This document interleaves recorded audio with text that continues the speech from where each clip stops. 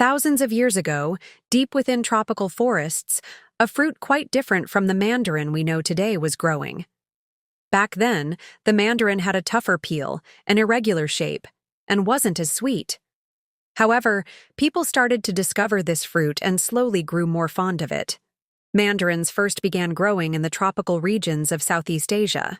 In those days, mandarin trees grew naturally, and people would gather them from the forests. Over time, this fruit started to be cultivated more consciously by humans. Around 2000 BC, farmers in ancient China and India began to grow the first domesticated varieties of mandarin. These mandarins were quite different from today's sweet and easy-to-peel varieties. They were smaller and much more sour. The journey of the mandarin continued through history. During the ancient Greek and Roman periods, the Greeks and Romans discovered the health benefits of this fruit and began to value it. In fact, Roman emperors realized that mandarins were rich in vitamin C and would give them to their soldiers to help them stay healthy. However, mandarins were not yet widespread in Europe and were only cultivated around the Mediterranean regions. Mandarins' journey in Europe began as early as the 15th century. During the Age of Exploration, Portuguese and Spanish sailors began transporting mandarin trees to Africa and the Middle East. By the 16th century, this golden fruit had become a symbol of wealth in Europe.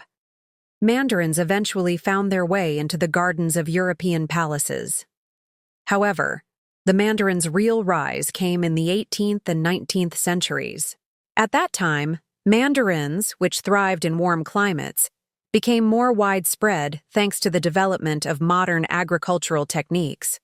Large mandarin plantations were established, particularly in regions like California and Spain. Mandarin became increasingly popular and was no longer just a fruit for the wealthy, but a common presence in households and on tables. Today, mandarin is a beloved fruit grown all over the world. Over 25 million tons of mandarins are produced annually.